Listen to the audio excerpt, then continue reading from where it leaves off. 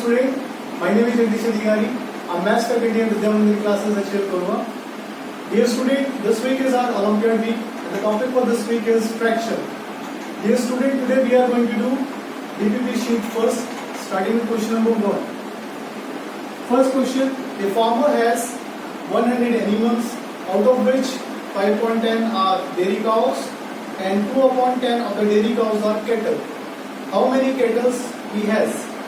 एक फार्मर के पास total 100 animals थे, जिसमें से 5/10 डेयरी काउस थी, मतलब काउस, नंबर ऑफ काउस 5.10 थी, 100 था, ठीक है। तो नंबर ऑफ काउस हो गई 50 एंड नंबर ऑफ काउस में से भी 2/10 कैटल थे, ठीक है। इसका 2/10 कैटल थे, तो कैटल हमने यहां से निकाले, तो नंबर ऑफ कैटल्स कितने हो गए 10, ठीक। तो ऑप्शन डी करेक्ट है। टोटल एनिमल एक फार्मर्स के पास 100 थे, जिसमें से काउस का 5.10 था, तो 100 का 5.10 50, ठीक। और काउस का टोटल जितनी काउस है उसका 2/10 कैटल्स थे, तो 2/10 कैटल्स निकाल लिए, तो कैटल्स आ गए हमारे 10, ठीक। Question number second, how many pieces of equal size can be cut out from a rope of 30 meter long, each measuring 15/4? एक रोप 30 मीटर लॉन्ग है और इसमें से हमें 15/4 पीसेस कट करने हैं, तो कितने पीसेस हम कट कर सकते हैं? तो नंबर ऑफ पीसेस निकालने के लिए जितनी लंबी रोप है उसको एक पीस की लेंथ से डिवाइड कर देंगे, ठीक है। जितनी लंबी रोप है उसको एक पीस की लेंथ से क्या कर देंगे, डिवाइड। तो अभी डिवाइड हमने जब किया तो यहाँ पे हमने देखा है ये दोनों, ये मेन अपॉन था और इसके अपॉन में ये आ गया, ठीक है। तो जो अपॉन के भी अपॉन में होता है वो चला जाता है सबसे ऊपर वाले के साथ मल्टीप्लाई में। तो यहाँ केवल क्या रह गया 15 एंड 15 2 जा एंड 2 4 जा 8, तो नंबर ऑफ पीसेस कितने हो जाएंगे 8, ऑप्शन ए करेक्ट है, ठीक है। याद रखना जब भी कभी भी ऐसी फॉर्म होती है जैसे A/B और पूरा का अपॉन C/D, तो इन दोनों की मल्टीप्लाई हो जाती है एंड नीचे वाला चला जाता है सबसे ऊपर के साथ मल्टीप्लाई में, तो ये हो जाएगा AD और नीचे हो जाएगा B × C। सिमिलरली 2/, यहाँ लिखा है 3 और अपॉन में 4, तो ये सीधा सीधा ऊपर वाले के साथ चला जाएगा, ठीक है। ऐसे अगर 2/3 8 अपॉन में 2/9, तो 9 इसके साथ मल्टीप्लाई और 2 इसके साथ मल्टीप्लाई, ठीक है। तो क्वेश्चन नंबर 3 अच्छा क्वेश्चन है, इस टाइप के क्वेश्चन एग्जाम में देखने को मिलेंगे आपको। तो क्वेश्चन नंबर 3 में हमें दिया है 3 - 2 अपॉन में 1 + 2 अपॉन में 2 - 3/5। So remember one thing, this type of the questions are try to solve from the downward, मतलब सबसे नीचे बॉटम से स्टार्ट करना है इनको सॉल्व करना, ठीक। तो बॉटम से हमको इनको स्टार्ट करना है। सबसे पहले इस पूरे पर्टिकुलर को सॉल्व करेंगे हम, है ना। जब तक हम इसको सॉल्व कर रहे हैं don't think about the others, just consider it, इसको ही देखना है हमको, इसको ही सॉल्व करना है, ऊपर वालों के बारे में नहीं सोचना। इसको नॉर्मल बस केवल सोचो इतना ही क्वेश्चन है, तो इसको नॉर्मली अगर आप सॉल्व करते तो आप कैसे सॉल्व करते कि इसके नीचे कुछ नहीं है 1, तो एलसीएम लेते हैं 1 और 5 का एलसीएम 5 और इसके ऊपर वाले में 5 से इंटू एंड -3, ठीक है। तो इतना ही हमें सॉल्व करना है और ये केवल इस हिस्से के नीचे है, तो 3 - 2 एंड 1 + 2, इसको सॉल्व करा 10 - 3 7 एंड अपॉन 5, ठीक है। अभी बिल्कुल मैंने ऐसी आपको फॉर्म बताई थी कि मेन अपॉन के अगर अपॉन में कोई वैल्यू है तो नीचे वाला चला जाता है ऊपर वाले के साथ मल्टीप्लाई में, तो ये आ जाएगा हमारा 3 - 2 1 + का 10/7, है ना, 5 × 2 = 10। अभी बिल्कुल अगेन जैसे हमने नीचे सॉल्व किया इसके लिए, अभी इसके लिए सॉल्व करना है हमको, तो 1 3 - 2 एलसीएम 1 और 7 एलसीएम 7, इसमें 7 से इंटू एंड प्लस 10, ठीक। 3 - 2/70 एंड अपॉन 7, तो ये मेन अपॉन था। पता कैसे चलता मेन अपॉन कौन से? मेन अपॉन देखो आपको दिख रहा होगा यहाँ पे फ्रैक्शन में वैल्यू लिखी हुई है, जैसे ये क्वेश्चन है फ्रैक्शन में वैल्यू लिखी हुई है, इसके आगे ये जो है ना, जिसके आगे ये लिखा हुआ है +1 -1, वही उसी के सामने वाला मेन अपॉन होता है। तो जैसे यहाँ वाले के लिए इसके आगे लिखा हुआ था, ठीक। अब हमने ये पूरा सॉल्व कर दिया, तो अभी यहाँ पे आया है, तो मेन अपॉन कौन सा होगा, ये वाला, ठीक है। +1 -1 जिसके भी आगे लिखा तो वही मेन अपॉन है। तो यहाँ जब हमने सॉल्व किया तो ये 2 के आगे लिखा था, तो मेन अपॉन ये वाला हो गया। जब इसको पूरा सॉल्व कर लिया तो ये इस वाले 2 के आगे लिखा है, तो मेन अपॉन फिर ये वाला हो जाएगा, ठीक। तो अभी मेन अपॉन ये वाला है, तो ये सबसे ऊपर चला जाएगा एंड ये इधर ही रहेगा। तो 3 - 14/17, 17 एंड 3 का एलसीएम लेंगे, ठीक है। एलसीएम लेना आपको आता ही है, इसके नीचे कुछ नहीं है 1, तो 1 के डेल में 17 कितनी बार में 17 बार में, तो 3 में 17 से इंटू 51 एंड 17 के डेल में 71 बार में, तो 14 बन गया 14। तो 51 में से 14 माइनस कर रहे हैं हम, बचा हमारा कितना 7 एंड 4 में से बन गया 3, 37/17। तो ऑप्शन देख लो 37/17, ऑप्शन ए, ठीक है, ऑप्शन ए करेक्ट है। क्वेश्चन नंबर 4,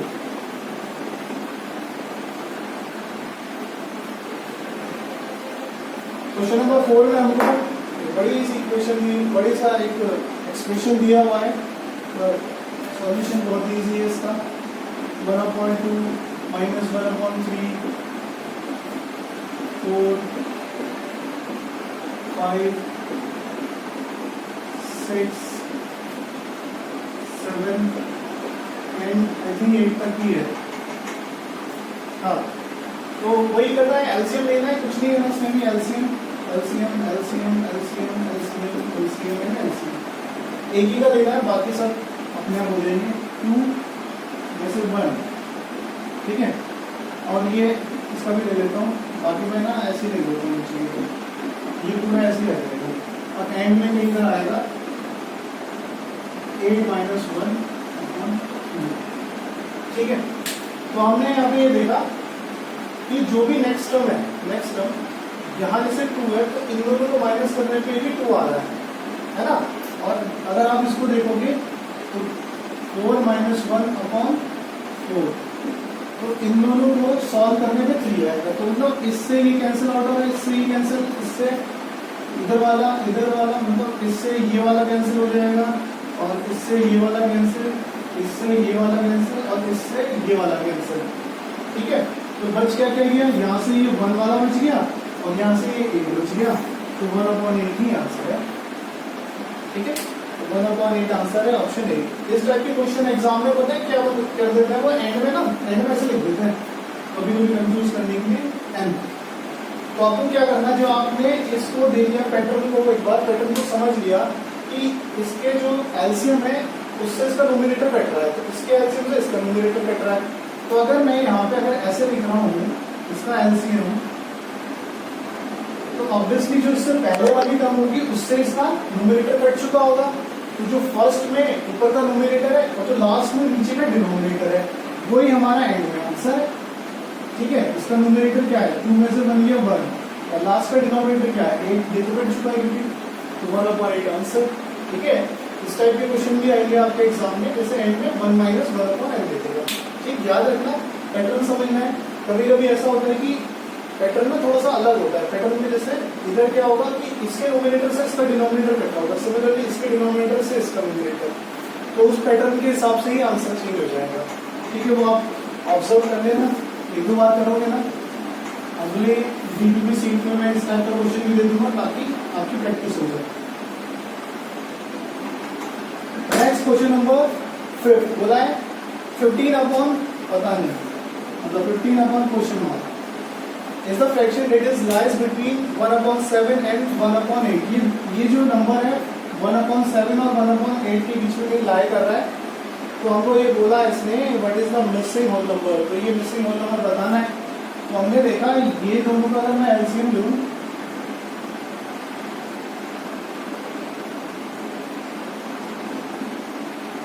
तो ऊपर की तरफ तो 15 बन गया, तो ऊपर की तरफ 15 बन गया, तो नीचे की तरफ क्या बन जाएगा 56 बन जाएगा, है ना। वैसे भी मिडिल टर्म निकाल लिए, दोनों को ऐड करके दोनों का एलसीएम ले लेते हैं, मतलब दोनों का एलसीएम लेके ऐड या सब्ट्रैक्ट जो भी उनका करना है वो निकालने के लिए कर देते हैं, मिडिल निकालने के लिए ऐड ही करेंगे। दोनों को हमने क्या करा, ऐड कर दिया, ऐड करा, एलसीएम आ गया हमारा 56 और ऊपर 7 + 8 15, तो 15 और नीचे क्या है 56, तो ऑप्शन बी करेक्ट है 56। एक जार में 3/5 ऑफ ऑरेंज जूस है, ठीक है, एक जार में 3/5 ऑरेंज जूस है और this amount is equal to 6 glass और ये 6 ग्लास के इक्वल है। सपोज कर लेते हैं जार में 5 रीडिंग है, 1 2 3 4 एंड 5, तो ऑरेंज जूस कहाँ तक हुआ, यहाँ तक है ना, इसने बोला था ना 5 में से 3 तक है ना, 5 रीडिंग थी तो 3 तक है, तो मतलब अगर टोटल 5 रीडिंग है उसमें, मतलब 5 नंबर लिखे हुए हैं, 1 litre 2 litre 3 litre 5 litre 4 litre 5 litre, 5 litre का हमने मान लिया वो जार था, ठीक, तो उसमें से 3 लीटर क्या है, ऑरेंज का जूस भरा हुआ है 3 लीटर तक यहाँ तक। अब ये जो 3 लीटर है ये 6 गिलास के इक्वल है, कितने गिलास के, 6 गिलास के, तो मतलब 1 लीटर कितने गिलास के इक्वल हो गया, 2 गिलास के इक्वल हो गया, है ना, सिंपल है ना, मतलब 3 लीटर 6 गिलास के इक्वल है, तो 1 लीटर 2 गिलास के इक्वल हो गया। अब उसने बोल दिया कि उसने उसमें से 1 गिलास पी लिया, कितना पी लिया, 1 गिलास, तो जैसे ही उसने 1 गिलास पिया तो यहाँ से हमने एक माइनस करना है, तो 1 लीटर जो है वो 2 गिलास के इक्वल था, तो 1 गिलास कितने लीटर के इक्वल हो जाएगा, 1/2 लीटर के इक्वल हो जाएगा 1 गिलास। समझो दोबारा से, इसने बोला, हमने ये ना अपनी तरफ से दिया है, फ्रैक्शन वाले क्वेश्चन में आप अपनी तरफ से कुछ भी दे सकते हैं, ठीक, इसने हमसे बोला था कि उसने 1 गिलास फुल पी लिया। अब हमें पता है अगर ये 1 लीटर को रिप्रेजेंट कर रहा है तो 1 लीटर से 2 गिलास बनते हैं। अब उसने 1 गिलास पी लिया है तो हमको ये निकालना है कि 1 गिलास कितने लीटर के इक्वल है, तो 1 गिलास निकालने के लिए कुछ चला गया डिवाइड में, तो जैसे ये डिवाइड में गया तो 1/2 के लीटर आ गया, है ना, कि 1 गिलास 1/2 लीटर के इक्वल है, ठीक। अभी बस है ना, इसमें से हम क्या कर देंगे, सब्ट्रैक्ट कर देंगे, तो 3/5 लीटर था टोटल, इसमें से हमने क्या करना है 1/2 लीटर माइनस करना है, 1 गिलास माइनस करना है, ठीक, 3/5 लीटर में से 1 गिलास माइनस करना है, बस इसको सॉल्व किया, एलसीएम आया 10, 3 - 3 × 2 - 5, तो ये हो गया 6 - 5.10, तो आंसर आ गया 1/10, ठीक है, तो आंसर कितना आ जाएगा 1/10, ठीक, इसको कर लेना।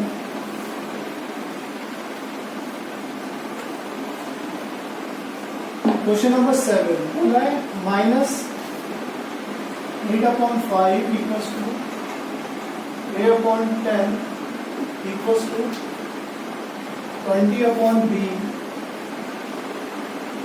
इक्वल्स टू -45/C, तो ABCD की वैल्यू बतानी है, 25/C तो ABCD की वैल्यू बतानी है।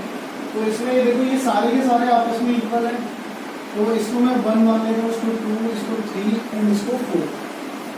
तो पहले मैं 1 and 2 को ले लेता हूँ, 1 and 2, तो 1 and 2 लिया मैंने, तो 8/5 equals to 10 A/10, cross multiply कर दी बस, तो A × 5 इक्वल्स टू -8 × 10, तो यहाँ से A निकालना है, तो 5 चला जाएगा इसके अपॉन में, तो यहाँ से A आ गया हमारा कितना -16, ठीक है। जैसे देखो हमने यहाँ पे क्या करना होगा ना, जो वैल्यू हमको पूरी पता है उसको हम अननोन फ्रैक्शन के साथ ले लेंगे, जैसे ये हमको पूरा पता था, ऊपर 8 है नीचे 5 है, न्यूमरेटर भी पता है डिनोमिनेटर भी पता है, तो इसका हमने न्यूमरेटर निकालना, तो इन दोनों को साथ ले लेंगे, फिर ऐसे इन दोनों को साथ ले लेंगे, फिर इन दोनों को साथ ले लेंगे, ठीक है, तो ऐसे सारे निकल जाएंगे। ऑप्शन देख लो आप, ऑप्शन ए है, ए में जैसे इसने क्या बोला -16, तो -16 केवल बी ऑप्शन में है, तो डी करेक्ट है। क्वेश्चन नंबर 8, क्वेश्चन नंबर 8 में बोला है Tom and Shubh have 41 together, दोनों के पास मिला के 41 रुपए है, 1/2 of the Tom's money is 2 more than 1/2 of the Shubh's money. तो जो टॉम की मनी का 1/4, मतलब टॉम के पास जितना पैसा है उसको 1/4 करें, और शुभ के पास जितना पैसा है उसको 1/7 करें, तो टॉम के पास उससे 2 रुपए ज्यादा है, तो लेट कर रहे थे, लेट शुभ है, तो लेट शुभ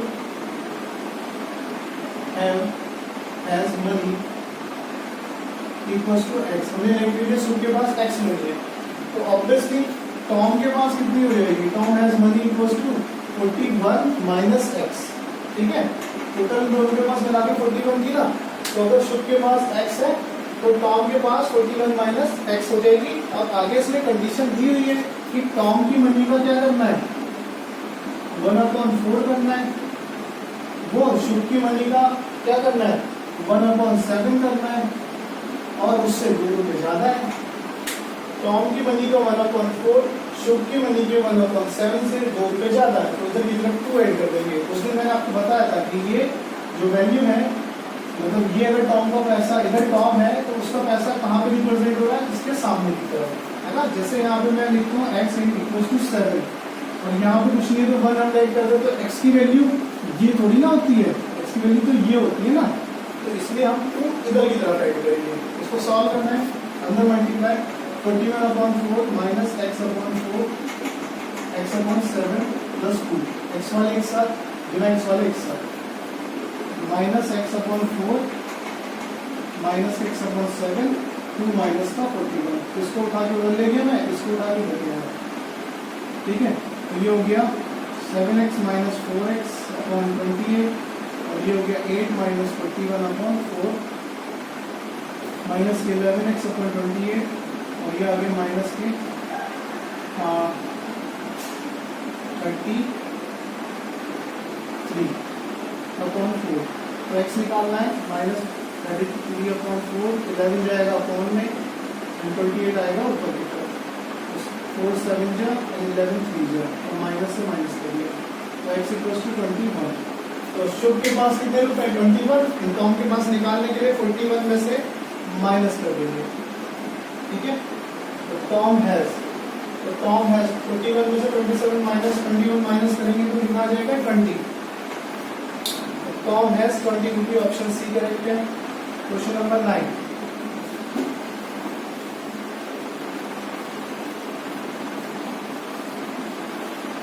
क्वेश्चन नंबर 9 में बोलता है राम एंड मुकुंद है 196, दोनों के पास मिला के 196 रुपए है।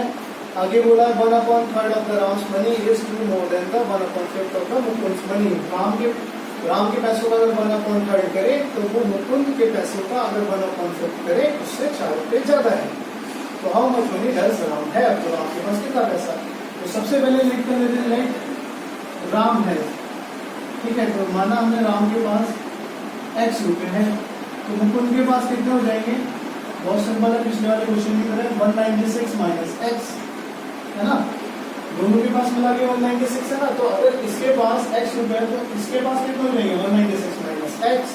अब बोला राम का कितना करना है 1/3, तो राम का 1/3 मुकुंद के 1/5 से